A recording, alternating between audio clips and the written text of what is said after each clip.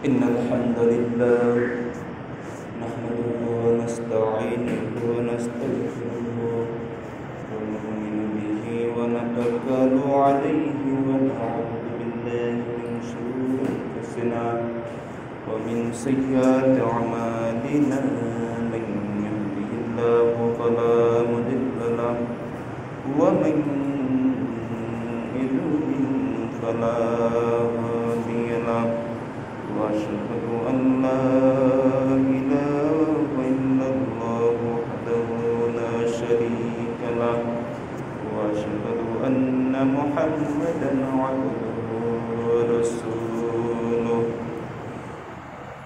الذي أرسله بالحق بشيرا ونذيرا وداعيا إلى الله بإذنه وسراجا منيرا أما بعد فإن خير الحديث كتاب الله وخير الهدي هدي محمد صلى الله عليه وسلم وشر الأمور محدثاتها وكل محدثة بدعة وكل بدعة ضلالة وكل ضلالة في النار.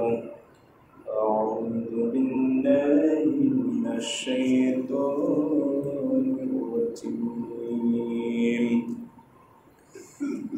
بسم الله الرحمن الرحيم.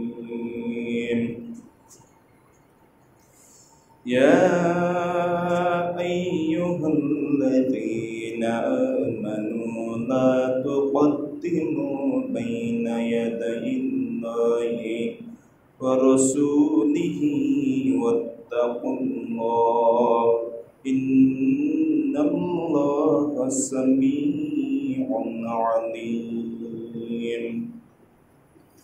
يا أيها الذين آمنوا لا ترفعوا أصواتكم فوق صوت النبي ولا تجهروا له بالقول كجهر بعضكم لبعض أن تحبط أعمالكم وأنتم لا تشعرون. إن الذين يغضون أصواتهم عند رسول الله أولئك الذين امتحن الله قلوبهم للتقوى لهم مغفرة وأجر عظيم.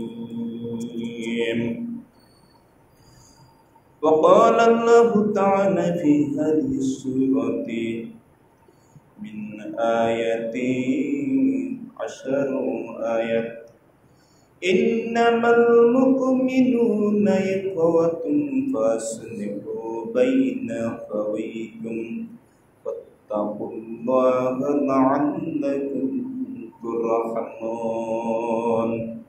وقال النبي صلى الله عليه وسلم: من ستر مسلما ستره الله يوم القيامة. وقال رسول الله صلى الله عليه وسلم: من لم يرحم صغيرنا ولم يغفر كبيرنا فليس منا. وقال الله تعالى في شان حبيب محمد صلى الله عليه وسلم: إن الله وملائكته يصلون على النبي يا أيها الذين آمنوا صلوا عليه وسلموا تسليما. اللهم صل على محمد وعلى كما صليت على إبراهيم وعلى آل إبراهيم إنك حميد مجيد اللهم بارك على محمد وعلى آل محمد كما باركت على إبراهيم وعلى آل إبراهيم إنك حميد مجيد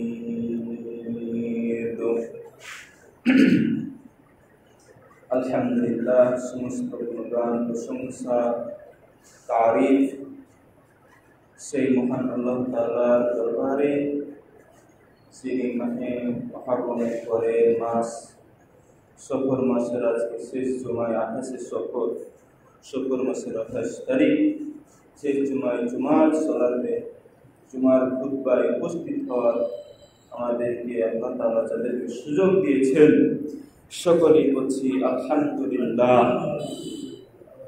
এবং সেই সাথে যারা পরবর্তীতে আসবে আল্লাহ তাআলা তাদের আশার সুযোগ দান করুন, আল্লাহুম্মা আমিন।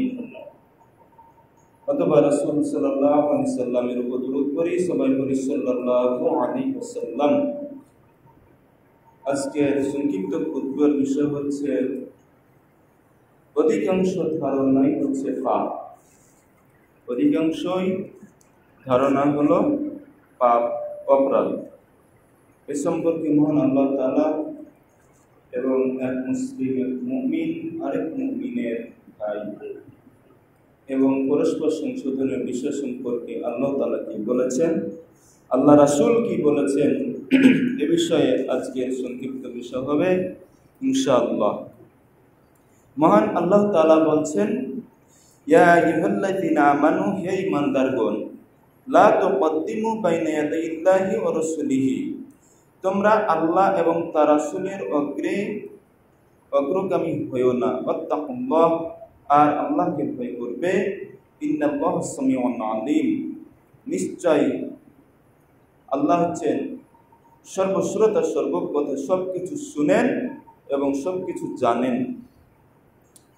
নাম্বার 1, 2 নম্বর আয়াতে আল্লাহ বলেন, ইয়া আইয়ুহাল্লাযীনা আমানু, হে ঈমানদারগণ, লা তারফাউ, তোমরা উঁচু করিও না, আসওয়াতাকুম, তোমাদের সওতকে, তোমাদের স্বর, তোমাদের আওয়াজকে, ফাওকা সাওতিন নবিয়্যি, নবী করিম সাল্লাল্লাহু আলাইহি সাল্লামের আওয়াজের উপরে। ওয়ালা তাজহারু, আর তোমরা উচ্চ স্বরে কথা বলিও না, লাহু বিল কওলি, তার জন্য কথার সাথে, কা জাহরি বা'দিকুম, অর্থাৎ তোমাদের একজন আরেকজনের উচ্চস্বরে কথা বলার মতো করে, লিবাদিন, একজন আরেকজন যেভাবে জোরে জোরে কথা বলে এইভাবে কথা বলবে না। আন তাহবাতু আমালুকুম, আল্লাহ বলছেন আন তাহবাতু আমালুকুম, যদি বলো তাহলে তোমরা কি হবে, তোমাদের আমলগুলো নষ্ট হয়ে যাবে। ওয়া আনতুম লা তাশউরুন, আর তোমরা উপলব্ধি করতে পারবে না। অর্থাৎ একজন আরেকজনের সাথে উচ্চস্বরে কথা বললে, এরকম কথা যদি তোমরা নবীর সামনে বলো, নবীর সাথে বলো, তাহলে তোমাদের আমল নষ্ট হবে এবং তোমরা উপলব্ধি করতে পারবে না, বুঝতে পারবে না। ইন্নাল্লাযীনা ইয়াকুযুনা, নিশ্চয় যারা অবনমিত করে, নিচু রাখে, আসওয়াতাহুম, তাদের গলার আওয়াজকে, ইনদা রাসূলিল্লাহি, আল্লাহ রাসূলের নিকটে, উলাইকাল্লাযীনা, ওহারাই হচ্ছে তারা, যাদেরকে ইমতাহানাল্লাহু, আল্লাহ তাআলা বাছাই করে নিয়েছেন, কুলুবাহুম, তাদের অন্তরগুলোকে, লিত্তাকওয়া, তাকওয়ার জন্য, লাহুম মাগফিরাতুম ওয়া আজরুন আযীম, তাদের জন্য রয়েছে ক্ষমা এবং মহান প্রতিদান। তাইলে আজকে যেহেতু রাসূল সাল্লাল্লাহু আলাইহি ওয়াসাল্লাম নেই, তাহলে তার উত্তরসূরি যারা ওয়ারাসাতুল আম্বিয়া, এই ওয়ারাসাতুল আম্বিয়াদের সাথে অনুরূপ আচরণ একই সমতুল্য।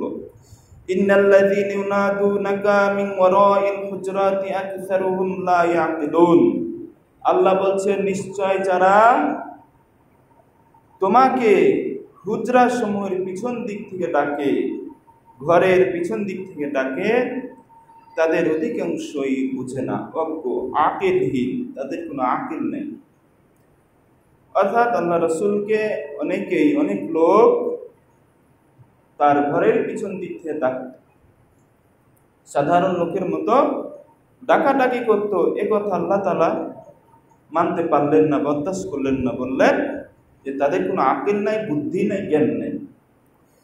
ওয়ালাউ আন্নাহুম সাবারু, যদি তারা ধৈর্য ধরত, হাত্তা তাখরুজা, এমনকি বের হওয়া পর্যন্ত, ইলাইহিম লাকানা খায়রুল লাহুম আল্লাহু গফুরুর রহিম, আল্লাহ বলছেন তাহলে এটা তাদের জন্য কল্যাণকর হতো। অর্থাৎ নবী যখন বাড়ি থেকে বের হতো, বের হওয়ার আগ পর্যন্ত তারা যদি ধৈর্য ধরে বাইরে অবস্থান করত, তাহলে তাদের জন্য এটা কল্যাণকর হতো, মঙ্গল হতো। আর আল্লাহ হচ্ছেন ক্ষমাশীল, দয়াময়। এরপরে পরের আয়াতে আল্লাহ তাআলা কি বলছেন? ইয়া আইয়ুহাল্লাযীনা আমানু, হে ঈমানদারগণ, ইন জাআকুম, যদি তোমাদের কাছে আসে, ফাসিকুন, কোন ফাসিক, বিনাবাইন, কোন সংবাদ নিয়ে, কোন ফাসিক যদি তোমাদের কাছে কোনো খবর নিয়ে আসে, সে কোনো আলেম না, সে কোনো ইমাম না, সে কোনো মুহাদ্দিস না, কোনো মুত্তাকি নয়, এরকম ফাসিক যদি কোনো খবর নিয়ে আসে, তাহলে এই খবরটাকে তোমরা আগে কি করবে? ফাতাবাইয়ানু, বর্ণনা করবে, অর্থাৎ স্পষ্ট করবে, যাচাই বাছাই করবে। এই সংবাদটি আগে যাচাই বাছাই করে নিবে। আনতুসিবু, অর্থাৎ এটাকে এই আশঙ্কায় যে কওমান বিজাহালাতিন, অর্থাৎ অজ্ঞতাবশত কোনো কওম, অজ্ঞতাবশত কোনো কওমকে আক্রমণ করতে পারে। এই সংবাদটা, এই খবরটা, ফাতুসবিহু, ফাতুসবিহু, সুতরাং তোমরা তখন লজ্জিত হবে। তোমরা কি হবে? লজ্জিত হবে। আলা মা ফাআলতুম নাদিমিন, তোমাদের কৃতকর্মের জন্য। তাহলে আল্লাহ তাআলা সূরা হুজরাত 49 নম্বর সূরা 6 নম্বর আয়াতে স্পষ্ট করলেন, হে বিশ্বাসীগণ, যখন তোমাদের কাছে কোনো ফাসিক আসবে, কোনো নাবা নিয়ে, কোনো সংবাদ নিয়ে, কোনো খবর বা কথাবার্তা নিয়ে, তখন তোমরা এটা আগে যাচাই বাছাই করবে। যাচাই বাছাই যদি না করো, তাহলে এটা কি, এটাকে তোমরা গ্রহণ করবে না। যাচাই বাছাই করে তারপর গ্রহণ করবে। এবং হতে পারে যে কোনো দলের বিরুদ্ধে, কোনো ব্যক্তির বিরুদ্ধে অজ্ঞতাবশত এই সংবাদটি, এবং এটা আশঙ্কা রয়েছে যে আক্রমণ করবে ওই ব্যক্তি বা ওই দলটিকে, এজন্য তোমরা কি করবে না? যাচাই বাছাই না করে এই সংবাদ প্রকাশ করবে না বা প্রচার করবে না, গ্রহণ করবে না। যদি যাচাই বাছাই না করো, তাহলে তোমাদের কৃতকর্মের জন্য লজ্জিত হবে। তাহলে আজকে আমরা যা শুনি তাই বলে বেড়াই, এটা এই আয়াতের বিপরীত, আল্লাহর এই বাণীর বিপরীত, আল্লাহর কথার আইনের বিপরীত। আজকে যতই আমরা বলি না কেন, যতই আমরা মানি না কেন, আমরা নিচে নিচে অনেকেই ভালো মানুষ, কিন্তু বাস্তবে দেখা গেল সে একটা কথা যদি আমরা শুনি কারো মাধ্যমে, যে কোনো উপায়ে, যে কোনোভাবে, তাহলে সেটা আবার প্রচার করে বেড়ায়। এটাকে যাচাই বাছাই না করে, এটা সত্য না মিথ্যা আগে না জানি না বুঝে বলা বলি করি। এটা অত্যন্ত খারাপ কাজ, যেটা আল্লাহ তাআলা বললেন। পরের আয়াতে বলছেন, ওয়ালামু আন্না ফীকুম রাসূলুল্লাহ, তোমরা জেনে রাখো যে অবশ্যই আল্লাহর রাসূল তোমাদের মধ্যে একটা আদর্শ, তোমাদের মধ্যে আল্লাহর রাসূল রয়েছেন, এ কথা জেনে রাখো। অর্থাৎ রাসূল মরে গেলেও তোমরা জেনে রাখবে তোমাদের মধ্যে আল্লাহর রাসূল রয়েছেন, অর্থাৎ ওয়ারাসাতুল আম্বিয়া রয়েছেন। আজকে যারা ওরাসাতুল আম্বিয়াদের বিরুদ্ধে কথা বলে, সমালোচনা করে, না জেনে না বুঝে, কোনো তথ্যটা না বুঝে সুঝে গীবত করে, তাদের পরিণতি ভয়ঙ্কর হবে। আরো একটা সাধারণ মানুষের গীবত করা আর একটা ওরাসাতুল আম্বিয়ার গীবত করা এক সমান নয়। সাধারণ মানুষের গীবত করা এটাও একটা পাপ। এটা যদি একটা পাপ হয়, তাহলে ওরাসাতুল আম্বিয়ার গীবত করা এটা কত বড় ভয়ঙ্কর অপরাধ তা কল্পনাও করা যাবে না। লাউ ইউতিউকুম ফি কাসীরিম মিনাল আমরি লাআনিতুম, আল্লাহ বলছেন সে যদি অধিকাংশ বিষয়ে তোমাদের কথা মেনে নিত, রাসূল যদি তোমাদের কথা অধিকাংশ বিষয় মেনে নিত, তাহলে তোমরা অবশ্যই কষ্টে পতিত হতে, তোমরা কষ্ট পেয়ে নিতে। রাসূল সেটা যাচাই বাছাই করেছেন, তারপরে সেটাকে সুন্দরভাবে উপস্থাপন করেছেন, সংশোধন করে দিয়েছেন। কারণ আল মুমিনু মারআতুল কা মারআতুল মিরর, মুমিন হচ্ছে আয়না স্বরূপ। একটা মুমিনের কোনো সমস্যা দেখা দিলে আর এক মুমিন সেটা সারিয়ে নিবে। এই জন্য আল্লাহ রাসূল বলছেন একজন মুমিন আরেকজন মুমিনের আয়না। মুখে কোনো কালো দাগ বা কোনো মেস্তা বা কোনো ময়লা পড়লে আয়নাতে দেখে যেমন সারিয়ে ফেলা যায়, একজন মুমিনকে শুদ্ধ করার জন্য আরেক মুমিন হচ্ছে এরকম আয়না। ওয়ালাকিন্নাল্লাহ, কিন্তু আল্লাহ তাআলা হাব্বাবা মুহাব্বত তৈরি করে দিয়েছেন, ইলাইকুমুল আইমানা, তোমাদের নিকট আইমানকে, তোমাদের নিকট ইমানকে মুহাব্বত হিসেবে, ইলাইকুমুল ঈমানা, ঈমানা এখানে বলা হচ্ছে, ঈমানকে মুহাব্বত করে প্রিয় করে দিয়েছেন। ওয়া যায়্যানাহু, আর তিনি আকর্ষণ করেছেন তাকে, ফি কুলুবিকুম, তোমাদের অন্তরের ভিতরে। একজন মুমিন আর একজন মুমিনের ইমানি মুহাব্বতটাকে এবং ইমানটাকে তোমাদের অন্তরের মধ্যে আকর্ষণ করেছেন। ওয়া কাররাহা, এবং তিনি অপছন্দ করেন, ইলাইকুমুল কুফরা, কুফরি করাকে তোমাদের কাছে, ওয়াল ফুসুকা, ফুসুককে পাপাচারকে, ওয়াল ইসয়ান, নাফরমান করাকে। উলাইকা হুমুর রাশিদুন, তারাই তো সৎপথ প্রাপ্ত। আল্লাহ তাআলা আরো বলেন সূরা হুজুরাতের পরবর্তী আয়াতে আল্লাহ বলছেন, ফাদলাম মিনাল্লাহি ওয়া নি'মাহ, আল্লাহর পক্ষ থেকে এটা অনুগ্রহ এবং নিয়ামত। ওয়াল্লাহু আলিমুন হাকিম, আর আল্লাহ হচ্ছেন মহান জ্ঞানী, মহান বিজ্ঞানী। বিজ্ঞানময় আল্লাহ, প্রজ্ঞাময় আল্লাহ, সবচেয়ে মহান প্রজ্ঞাময়, সবচেয়ে মহান জ্ঞানী একমাত্র আল্লাহ তাআলা, আর কেউ না, আর কেউ নাই, একমাত্র আল্লাহই মহান জ্ঞানী এবং মহান বিজ্ঞানী বা মহান প্রজ্ঞাময়। ওয়ালাউ কারিহাল কাফিরুন, যদিও কাফিররা এটাকে অপছন্দ করে। আল্লাহ তাআলা বলেন, ওয়াইন তাইফাতানি, যদি দুইটি দলের ভিতরে, মিনাল মুমিনিনা, মুমিনদের দুইটি দলের ভিতরে, ইকতাতালু, কি হয়ে যায়, যুদ্ধ শুরু হয়ে যায়, ফাসলিহু, ঝগড়া হয়ে যায়, ফাসলিহু, তাহলে তোমরা সংশোধন করে দাও, ইসলাহ করে দাও, বাইনাহুমা, দুইটি দলের ভিতরে মীমাংসা করে দাও। এটাকে আগুনের মতো উত্তেজিত করিও না, এক দলের পক্ষ হয়ে আরেক দলের বিপক্ষে যেও না, দুই দলের মধ্যে মীমাংসা করে দাও নিরপেক্ষ ভাবে।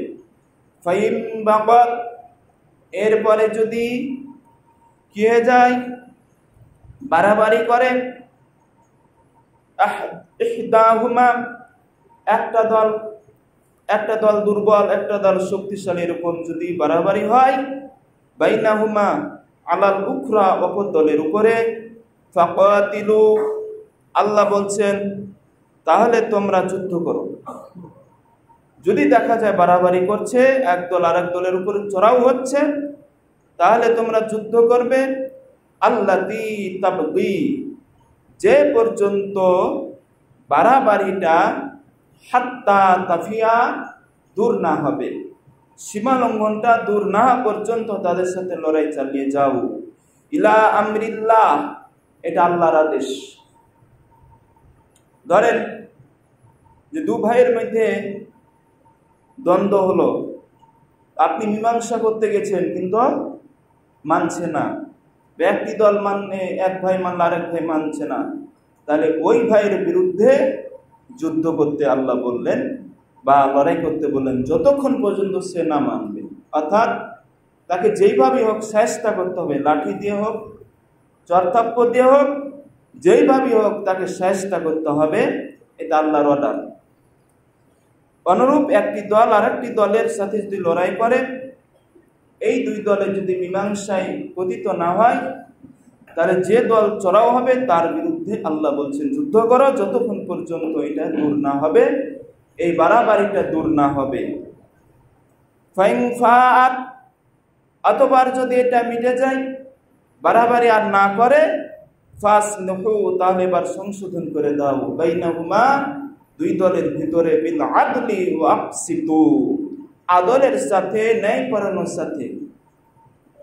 ওই দলটা সীমা লঙ্ঘন করেছে কিন্তু এখন আর সীমা লঙ্ঘন করে না, কিন্তু আগে সীমা লঙ্ঘন করেছিল, এই জন্য যে তার বিরুদ্ধে থাকবেন এটা হতে পারে না। যেহেতু এখন সে কি নরম হয়েছে, এখন সে মীমাংসার পক্ষে চলে এসেছে, এখন আর তার বিপক্ষে যাওয়া যাবে না। আর যে দল নরম ছিল তার পক্ষেও থাকা যাবে না, এখন দুই দলেরই পক্ষে হতে হবে অথবা দুই দলেরই বিপক্ষে যেতে হবে, মীমাংসার সাথে, অর্থাৎ নিরপেক্ষ থাকতে হবে।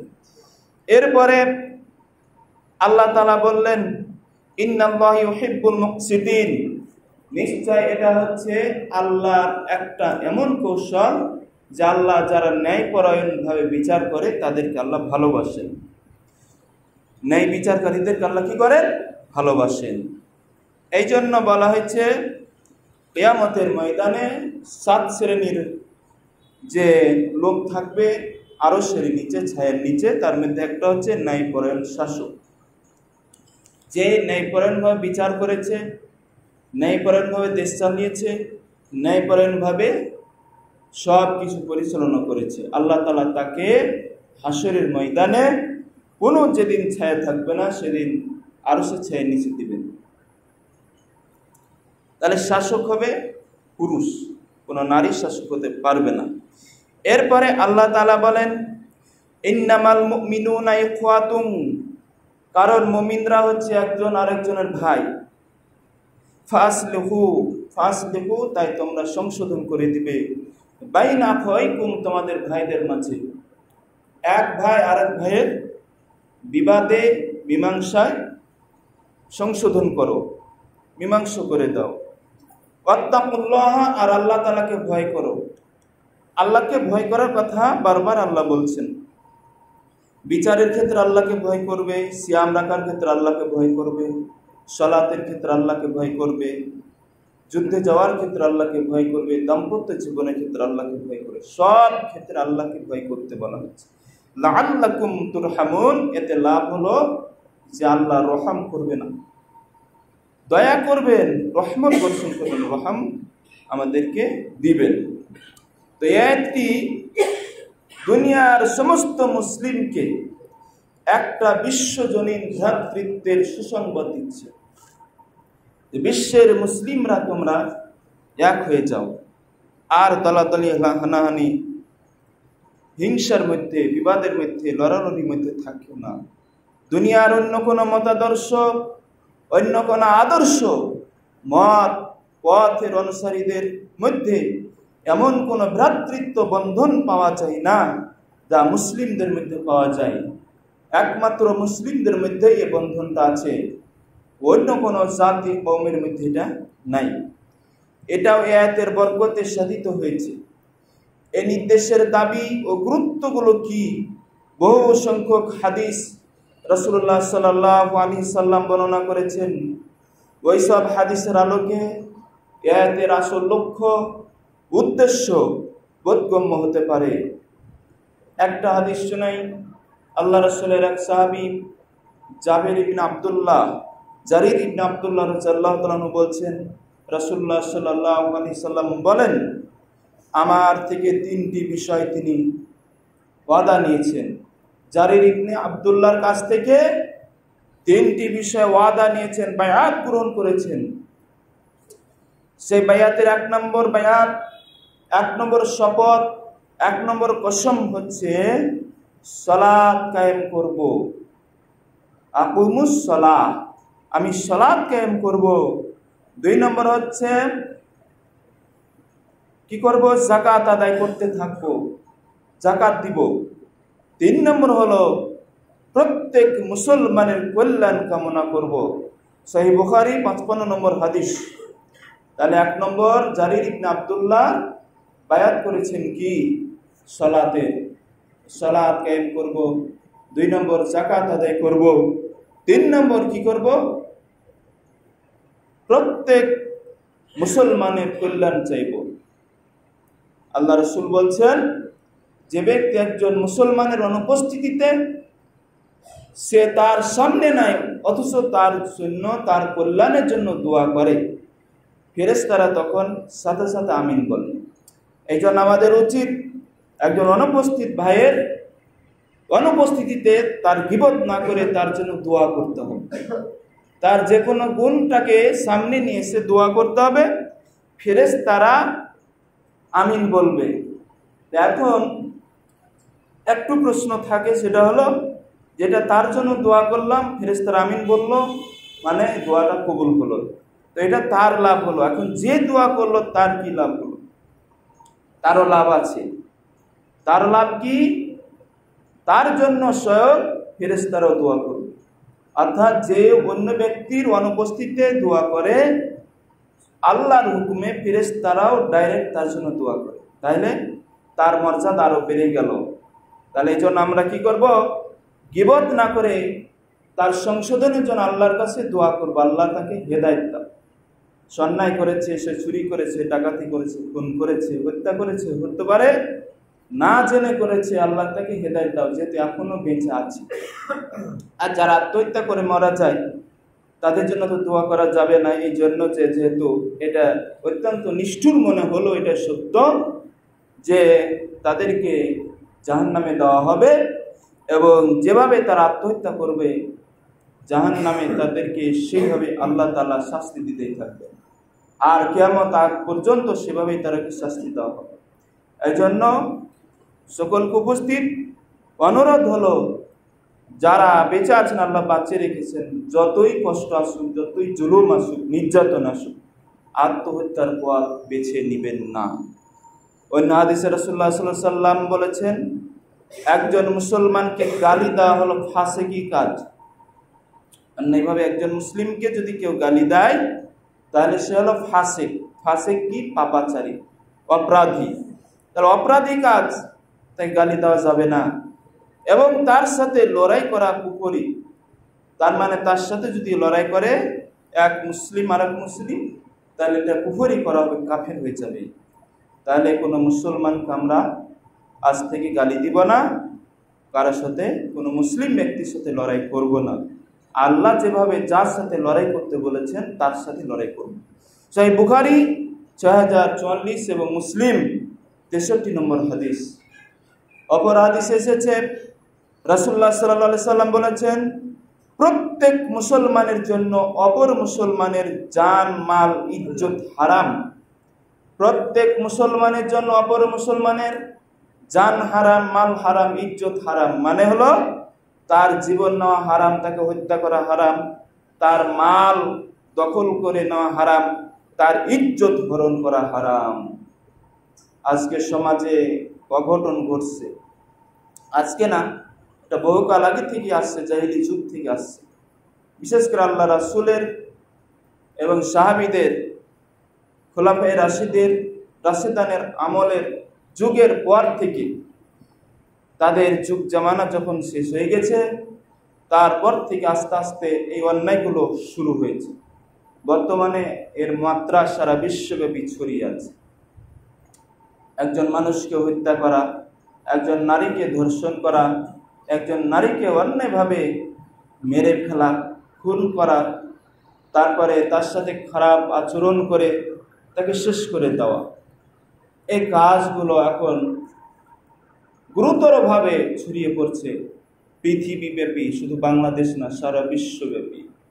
সারা বিশ্বে কোটি কোটি নারী ধর্ষিত হচ্ছে, লাঞ্ছিত হচ্ছে, বিচ্ছিত হচ্ছে।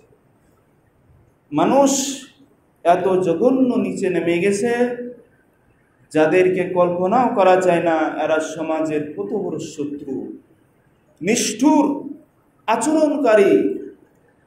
এদের ভিতরে আল্লাহর ভয় মোটেই নাই। যদি ভয় থাকতো এই কাজ করতে পারতো না। দূরে দূরে শুনতাম, আজকে আমাদের এলাকা পর্যন্ত এই কাজগুলো ঘটছে, ছড়িয়ে পড়েছে। তো যারা এই কাজগুলো করছে, আল্লাহ তাদেরকে হেদায়েত দান করুন। আর যারা অন্যায়ভাবে নিহত হচ্ছেন, তারা পৃথিবীতে যদি কোনো নেক কাজ করে থাকে, তার বিনিময় হলো আল্লাহ যেন তাদেরকে ক্ষমা করে।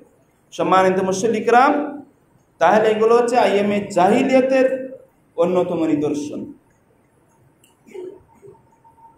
সেই আইএমএ জাহিলিয়ার ঘটনা অনেক রয়েছে। যখন দাইয়াতুল কালবি রাসূল সাল্লাল্লাহু আলাইহি সাল্লামের সামনে ঘটনা বর্ণনা করছেন, ইয়া রাসূলুল্লাহ, যদি এমন কোন অপরাধী যে সবচেয়ে পৃথিবীতে বড় অপরাধী, আল্লাহ কি তাকে অপরাধ ক্ষমা করবে?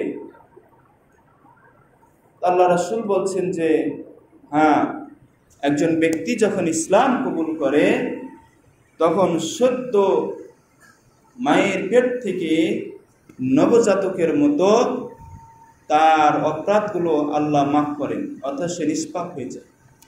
দাইয়াতুল কালবি রাদিয়াল্লাহু তাআলা আনহু বলছেন, আল্লাহ রাসূলের সম্মানিত সাহাবী, ইয়া রাসূলুল্লাহ, আমি এমন এক কাজ করেছি ইসলাম গ্রহণের আগে, হয়তোবা আল্লাহ আমার পাপ ক্ষমা করবেন না, এরকম আমি হতাশায় আছি।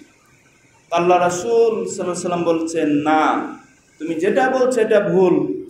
যেহেতু ইসলামের ছায়াতলে এসেছো, তোমার সমস্ত পাপ আল্লাহ ক্ষমা করবেন।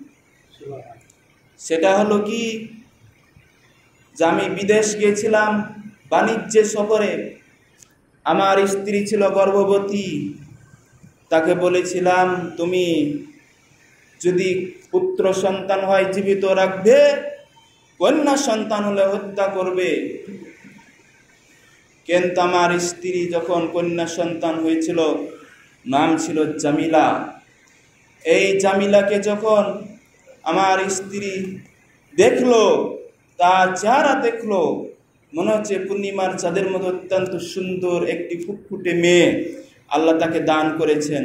রাসূল সাল্লাল্লাহু আলাইহি সাল্লাম বলেন, যে ব্যক্তির একটি মেয়ে কন্যা সন্তান হবে, সে যদি তাকে সুন্দরভাবে লালন পালন করতে পারে, দ্বীনি শিক্ষা দিতে পারে, মানুষের মতো মানুষ করে গড়ে তুলতে পারে, তাহলে ওই কন্যা সন্তানের জন্য তার একটি জান্নাত আল্লাহ বরাদ্দ করেছেন। এই জন্য কন্যা সন্তানকে অবহেলা করা যাবে না। ইসলাম সবচেয়ে নারীদের মর্যাদা বেশি দিয়েছে, কিন্তু নাস্তিকরা, বিধর্মীরা, ইহুদিরা, কাফিররা রটায় যে ইসলাম নারীদেরকে ঠকিয়েছে। ইসলাম কিভাবে মর্যাদা দিয়েছে দেখেন, যে একটা ছেলে হলে তার জন্য জান্নাত, এ কথা আল্লাহ রাসূল বলেননি। একটা মেয়ে হলে তার জন্য জান্নাত, এ কথা আল্লাহ রাসূল বলেছেন। তাহলে মেয়েদের মর্যাদা ইসলামে কত বড় দেখেন। জামিলা যখন কে দেখলেন তার স্ত্রী, তার প্রতি মায়া হলো, মহাব্বত, ভালোবাসা বেড়ে গেল। বলছে যে আমি আমার মেয়েকে হত্যা করতে পারবো না, আদর যত্নে বড় হতে লাগলো। এরপরে এক এক করে 1 বছর, 2 বছর, 6 বছর, 10 বছর হয়ে গেল। দাইয়াতুল কালবি রাদিয়াল্লাহু তাআলা আনহু আসলেন। আসার পরে দেখছে যে একটা মেয়ে ঘুরে বেড়াচ্ছে। তো বলছে যে এটা কে? বলছে যে এটা হচ্ছে তোমার সেই সুন্দরী কন্যা জামিলা, যাকে তুমি আমার গর্ভে রেখে গিয়েছিলে।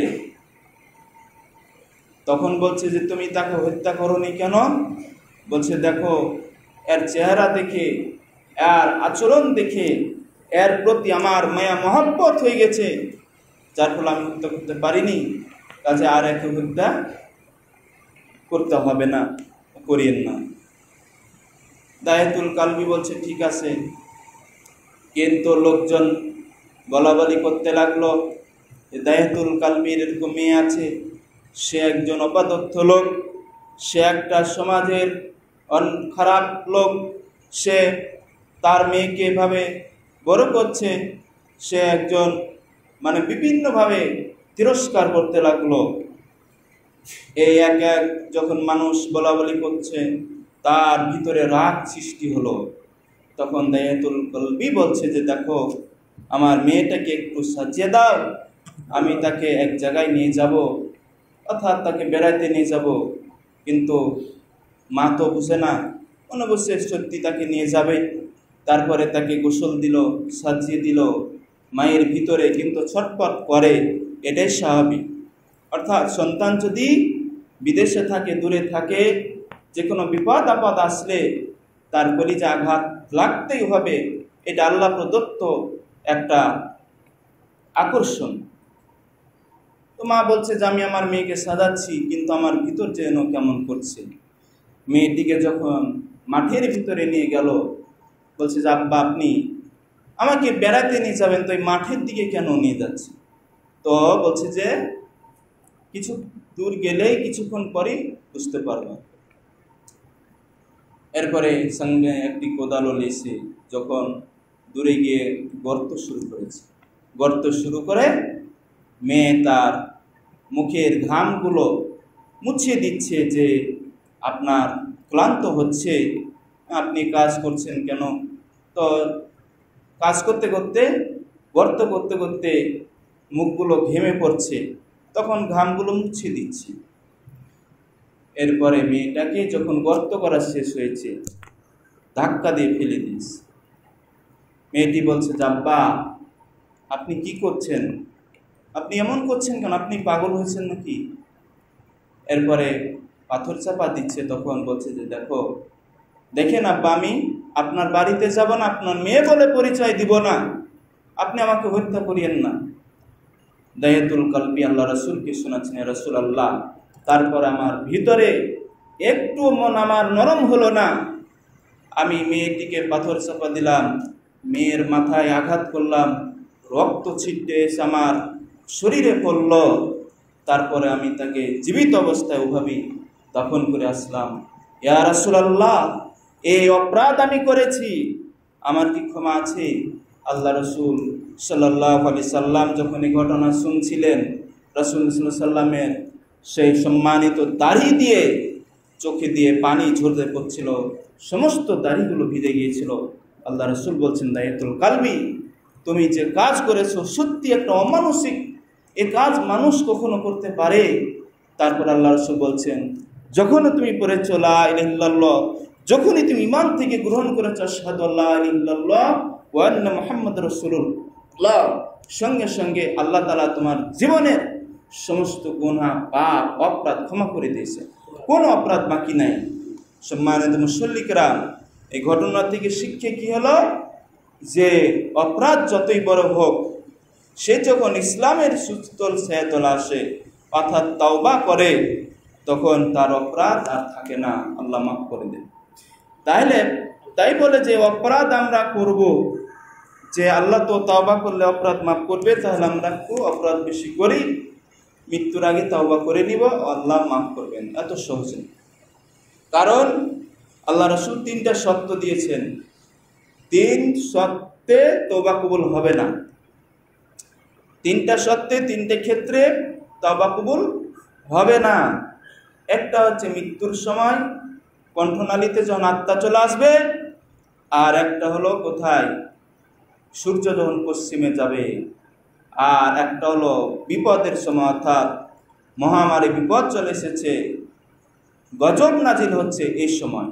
এই 3 সময় দোয়া, তাওবা কোনো কিছু কবুল হবে না। আল্লাহ রসুল বলছেন, এই 3 সময় আসার আগেই তোমরা বেশি বেশি করে ইস্তিগফার করো, তাওবা করো। আপনি হতে পারে আপনি অপরাধ করছেন, অপরাধ করতে কালকে একটু পরে এখনই আপনার মৃত্যু চলে আসলো, আপনার তওবা তো কবুল হবে না। এজন্য এখনই মৃত্যু আসবে, কিছুক্ষণ পর মৃত্যু আসবে, এই ভেবেই অতীতের সব পাপ অনুতপ্ত হয়ে সব পাপ কাজ ছেড়ে দিতে হবে, সমস্ত অন্যায় কাজগুলো ছাড়তে হবে, তাহলে আল্লাহ অবশ্যই মাফ করবেন। তাই বলছিলাম ওয়ারাসাতুল আম্বিয়ার বিরুদ্ধে আমরা যেন কোনো গীবত, পরনিন্দার সমালোচনা না করি, এক মুমিন আর এক মুমিনের কোনো গীবতে যেন লিপ্ত না হই, এটা ভয়ঙ্কর অপরাধ। আল্লাহ তাআলা বলেছেন আইয়াকুলা লাহমা আখিহি, কেউ কি তার ভাইয়ের, মরা ভাইয়ের গোশত খেতে পছন্দ করবে? কেউ পছন্দ করবে না। তাহলে মৃত্যু ভাইয়ের গোশত খাওয়া যেমন, মুমিন ভাইয়ের গীবত করাও তেমন। আপনি কেন গীবত করছেন? কিসের সাহসে গীবত করছেন? 5 ওয়াক্ত নামাজ পড়ছেন, আবার জিকির আজকারও করছেন, সব কিছু করছেন, আবার গীবতও করছেন। এটা তো আপনি নিজে জানছেন, জানার পরও এটা করছেন। সম্মানিত মুশরিকরাম, এই থেকে দূরে সরে থাকুন, যাতে ভয়ঙ্কর অপরাধগুলো আপনার দ্বারা সম্ভব হবে না। কারণ গীবত হচ্ছে ভয়ঙ্কর অপরাধের মধ্যে একটি ভয়ঙ্কর অপরাধ, এবং এই ভয়ঙ্কর অপরাধ অন্য ভয়ঙ্কর অপরাধগুলোকে সংযুক্ত করে। এটা শুধু একটি অপরাধ হিসেবে গণ্য থাকে না, এটা আরো অপরাধে পরিণত হয়। মহান আল্লাহ তাআলা আমাদের সবাইকে সঠিক পথে সঠিকভাবে অবস্থান করে হেদায়েতের উপর, ঈমানের উপর টিকে থাকার তৌফিক দান করুন, আমিন।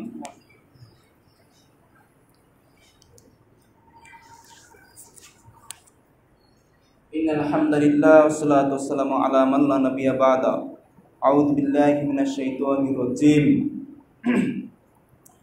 মহান আল্লাহ তাআলা বলছেন যে, হে ঈমানদারগণ, তোমরা একে অপরের দোষ ত্রুটি অন্বেষণ করো না। যদি একে অপরের দোষ ত্রুটি অন্বেষণ করো, তাহলে এটা হচ্ছে ভয়াবহ পাপ। তোমরা গোয়েন্দাগিরি করিও না, দালালি করিও না, একে অপরের নিন্দা করিও না। সম্মানিত মুশরিকরাম, মহান আল্লাহ তাআলা আমাদের অনেক নিয়ামত দিয়েছেন। এই নিয়ামতের ভিতরে একটা নিয়ামত হচ্ছে একজন মুমিনের সাথে আরেকজন মুমিন পরস্পর সৌহার্দ্যপূর্ণ অবস্থান করা। যদি এটা না করতে পারে, তাহলে তার মুমিনের কোনো গুণ থাকবে না। এটা সরাসরি আল্লাহ এবং তার রাসূলের হুঁশিয়ারি দিয়েছেন। কাজে আসুন, আগে জানুন, বুঝুন, তারপরে আপনি একজন মুমিনের গীবত, যদিও অনুমোদন দেয় না ইসলাম, কিন্তু আগে যাচাই বাছাই করে সেই বিষয়টাকে সংশোধনের স্বার্থে আপনি উপস্থাপন করতে পারেন একজন ন্যায়পরায়ণ শাসকের সামনে, একজন ন্যায় বিচারকের সামনে তার অপরাধগুলো তুলে ধরতে পারবেন, যদি সত্যি সে অপরাধী হয়। আর যদি না হয়, তাহলে খামাখা নিজের পাপের বোঝা বৃদ্ধি করার কোনোই প্রয়োজন নাই। একজন মুমিনকে দোষারোপ করার কোনো এখতিয়ার আপনার নাই, যতক্ষণ পর্যন্ত আপনি নিজেকে মুমিন দাবি করেন। হ্যাঁ, আপনি দোষারোপ করতে পারবেন তখন, আপনি গীবত করতে পারবেন তখন যখন আপনি কাফের হয়ে থাকবেন, যখন আপনি মুমিন থাকবেন না, যখন আপনি মুসলিম থাকবেন না, তখন আপনি যা ইচ্ছা তাই করতে পারবেন। কারণ আপনার স্থানই তো হচ্ছে স্থায়ী জাহান্নাম।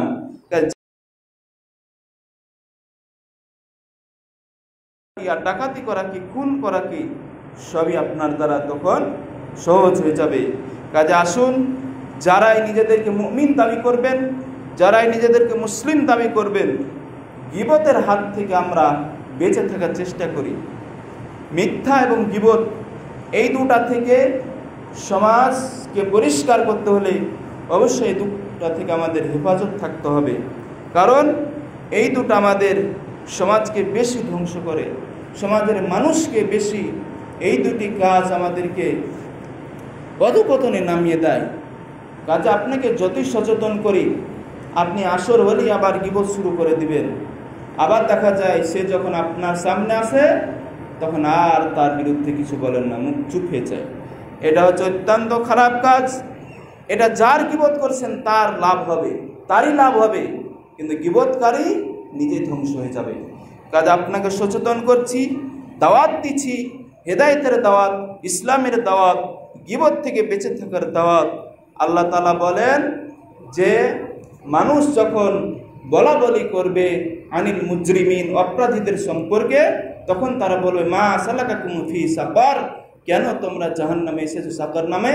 তখন তারা বলে বলু লাম নাকু মিনাল মুসাল্লিন, এক নম্বর হচ্ছে আমরা মুসল্লি ছিলাম না, দুই নম্বর হচ্ছে লাম নাকু মুতঈমুল মিসকিন, মিসকিন বাড়িতে এসে খেতে দিতাম না, খাবার চাইতো কিন্তু খাওয়াতাম না, তিন নম্বর হচ্ছে ওয়া কুন্না নাখুযু মাআল খায়দিন, যারা গীবত করত তাদের সাথে যোগ দিতাম, তারপর ওয়া কুন্না নুকাযযিবু বিয়াউমিদ্দিন, কিয়ামতকে অস্বীকার করতাম। এই জন্য সাকার নামক জাহান্নামের স্তরে আমরা আজকে অবস্থান করছি। কাজে আসুন আজকের এই সংক্ষিপ্ত খুতবায় শিক্ষা হলো এটাই যে আল্লাহ তাআলা বলেন যে তোমরা অধিকাংশ ধারণা থেকে ইজতানিবু কাসীরাম মিনাজ জন্নি, অধিকাংশ ধারণা থেকে বেঁচে থাকো, কেননা অধিকাংশ ধারণাই হচ্ছে পাপ। কাজেই আমরা না বুঝে না শুনে একটা কথা যখন আমাদের কানে আসবে, এটাকে যাচাই করবেন, বিশ্লেষণ করবেন, তারপরে মানুষকে এটা বলবেন, তার আগে বলবেন না। এটা হলো ধারণা বশবর্তী হয়ে বলবেন না যে ও লোকটা হয়তো চুরি করছে, ওই লোকটা হয়তো জেনা করছে, ওই লোকটা হয়তো কাজ করেছে, ওই লোকটা হয়তো অন্যায় কাজ করেছে, এই হয়তো এই কাজ করেছে, এরকম ধারণা আল্লাহ নিষেধ করেছেন। এটা জঘন্য অপরাধ। মহান আল্লাহ তাআলা আমাদের সবাইকে সঠিকভাবে সঠিক পথে চলার তৌফিক দান করুন, ইসলামের সুশিক্ষা শিক্ষিত করে ইমানদার হয়ে বেঁচে থাকার তৌফিক দান করুন, আমিন। একজন মহিলা তিনি 500 টাকা দান করেছেন, আল্লাহ তার দান কবুল করুন। তার স্বামী বা তার পরিবার পরিজন সবাইকে আল্লাহ তাআলা যারা বেঁচে আছেন হায়াতে তাইয়্যিবা দান করুন, যারা মারা গেছেন তাদেরকে ঈমানি শহীদ তারা যেন দুনিয়া থেকে যদি গিয়ে থাকে আল্লাহ যেন তাদের ক্ষমা করেন, জান্নাতবাসী করেন, আমিন। সে সাথে তাদের রিজিক রোজগারে বরকত দান করুন। আল্লাহ যেই নিয়তে দান করেছে সেই নিয়তকে আপনি কবুল করে নিন, যে সৎ নিয়তে দান করেছে সে দানটা কবুল করে নিন। আল্লাহ তাআলা তার সহ তার পরিবার সহ সবাইকে ক্ষমা করে জান্নাতুল ফিরদাউসের স্থায়ী বাসিন্দা বানিয়ে দিন। তাদের কবরগুলোকে জান্নাতের সঙ্গে যোগাযোগ করে দিন। তাদের পরিবারের সদস্যগুলোকে সুস্থ রাখুন, ঋণ দেনা পানি থেকে মুক্ত রাখুন, সমস্ত দেনা থেকে মুক্ত করুন, হেফাজত করুন। আল্লাহুম্মা কফিনি বিহালালিকা ওয়া কফিনি বিফজলিকা আম্মান সিওয়াক। রব্বানা তাকাব্বাল মিন্না ইন্নাকা আনতাস সামিউল আলিম। আল্লাহ একটা দোয়া আছে, সমগ্র বিশ্বের মুসলমানদেরকে হেফাজত করুন, ফিলিস্তিনের মুসলমানদেরকে হেফাজত করুন, আরাকান, মিয়ানমার, আফগানিস্তান বা বিভিন্ন দেশে যত মুসলমান নির্যাতিত তাদেরকে হেফাজত করুন। আল্লাহ তোমার দেওয়া যে বিপদ আপদ পতিত হচ্ছে সেই বিপদ থেকে হেফাজত করুন। আল্লাহ পাকিস্তানে অনেক মুসলমানরা আজকে বন্যায় কবলিত, আমার মুসলিম ভাই বোনগুলো আল্লাহ তাদেরকে রক্ষা করুন। রব্বানা তাকাব্বাল মিন্না ইন্নাকা আনতাস সামিউল আলিম। আল্লাহ তাআলা আমাদের রাজশাহী, চাঁপাইনবাবগঞ্জ, শিবগঞ্জে অনেকেই বন্যায় কবলিত হয়েছেন, আল্লাহ তাদেরকে বন্যায় থেকে আপনি মুক্ত করুন, হেফাজত করুন, তাদের খাবারের ব্যবস্থা করুন, এবং যারা মারা গেছে বন্যার পানিতে ডুবে তাদেরকে শহীদ হিসেবে কবুল করুন, আমিন। রব্বানা তাকাব্বাল মিন্না ইন্নাকা আনতাস সামিউল আলিম ওয়া তুব আলাইনা ইন্নাকা আনতাত তাওয়াবুর রহিম। রব্বিরহামহুমা কামা রাব্বায়ানি সগীরা, রব্বিরহামহুমা কামা রাব্বায়ানি সগীরা। সুবহান রাব্বিকা রাব্বিল ইজ্জাতি আম্মা ইয়াসিফুন ওয়া সালামুন আলাল মুরসালিন ওয়ালহামদুলিল্লাহি রাব্বিল আলামিন। সুবহানাকাল্লাহুম্মা ওয়া বিহামদিকা আশহাদু আল্লা ইলাহা ইল্লা আনতা আস্তাগফিরুকা ওয়া আতুবু ইলাইক। আসসালামু আলাইকুম।